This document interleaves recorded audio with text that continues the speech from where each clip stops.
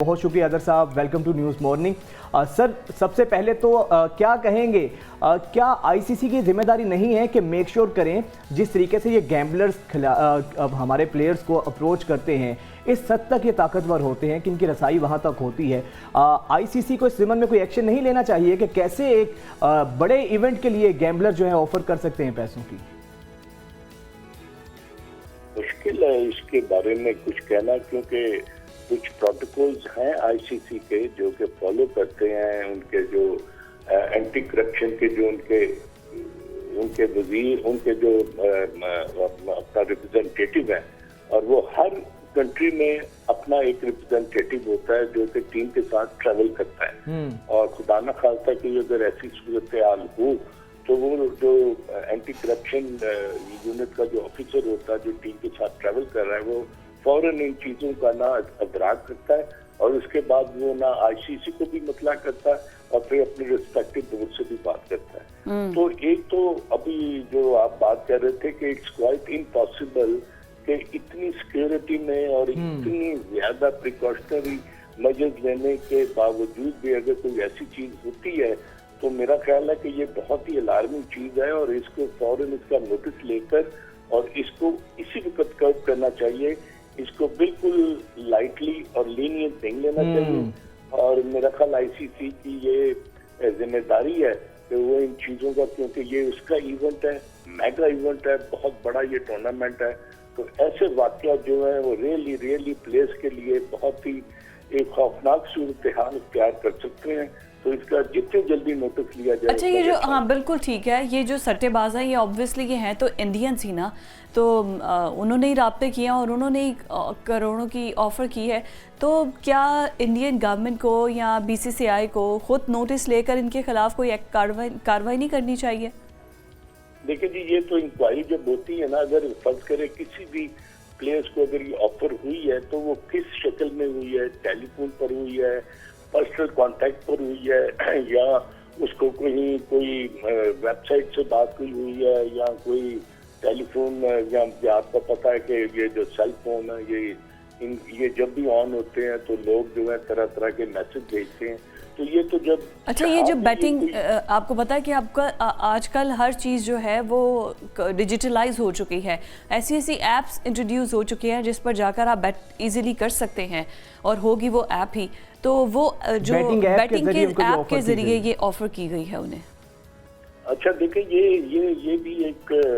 देखिए जो ऐप जो है वो अगर डाउनलोड हुई है और यहाँ किसी भी टेलीफोन, ये तो आप जब इंक्वायरी करेंगे तो पता चल जाएगा कि किसने ये ऐप जो है वो डाउनलोड की है और किस तरह उसने कांटेक्ट किया है, और जिससे कांटेक्ट हुआ है क्या उसने फौरन अपने एंटी करप्शन यूनिट को, मैनेजर को या अपने सिक्योरिटी वालों को ये चीज बता दी है कि जी मुझे इस तरह की ऑफर हुई है और इस वक्त हुई है और ये टाइम था और इस नंबर से हुई है, तो वो फौरन जो है ना उस पर एक्शन लिया जाता है और फिर वो प्लेयर जो है बरी जिम्मा हो जाता है। अच्छा अदर साहब, आप भी अपने टाइम में क्रिकेट खेलते रहे हैं, आपके टाइम में भी ऐसी ऑफर्स तो आती रहती होंगी प्लेयर्स को, जिस तरह हमने माजी में देखा है। मोहम्मद आमिर की मिसाल हमारे सामने है, मोहम्मद आसिफ है, सलमान बट है, करियर पूरे इन लोगों के बिल्कुल ख़त्म होकर रह गए हैं। तो सर पीसीबी के अपने एसओपीज क्या कहते हैं अगर कोई खिलाड़ी ऐसी एक्टिविटीज़ में पाया जाता है?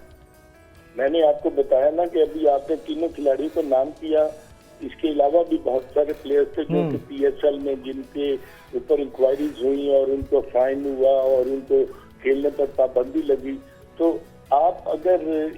इतने पैसों के लिए अपने कैरियर को दांव पर लगाना चाहते हैं तो फिर आपकी मर्जी। अब आप जिन तीनों प्लेयर्स का नाम लिया वो इतने ही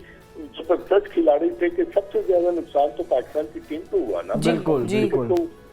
बदनामी भी हुई, हमने अपना जो है टैलेंट भी जाया हुआ,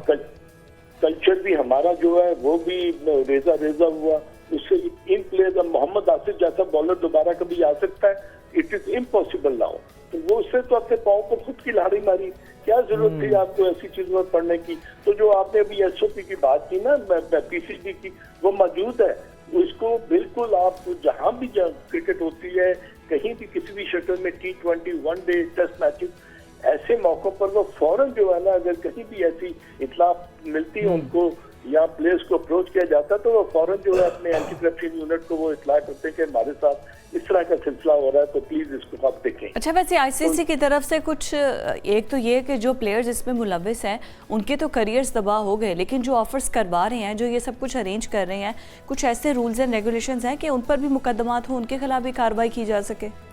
इसके बारे में बिल्कुल मौजूद है, और मेरा ख्याल है कि ये बात जो है पाकिस्तान की जो लेजिस्लेटिव असेंबली है वहाँ पर भी ये बात हो रही है कि कुछ ऐसे कवानीन बनाए जाएं जो कि इन लोगों को जो कि ऑफर कर रहे हैं और जो इस तरह के महरिकात में जो मौजूद हैं उनको इतनी कड़ी सजा दी जाए कि वो अपना ये जो बिजनेस उन्होंने शुरू किया ये इसको खत्म करके इनको कड़ी सजा दी जाए। तो आई थिंक ये बहुत ही इंपॉर्टेंट आपने बात की है। ऐसे लोगों का बिल्कुल कला कमा करना चाहिए, उनको सख्त से सख्त सजा देनी चाहिए जो इस बिजनेस में मुलव्वस है।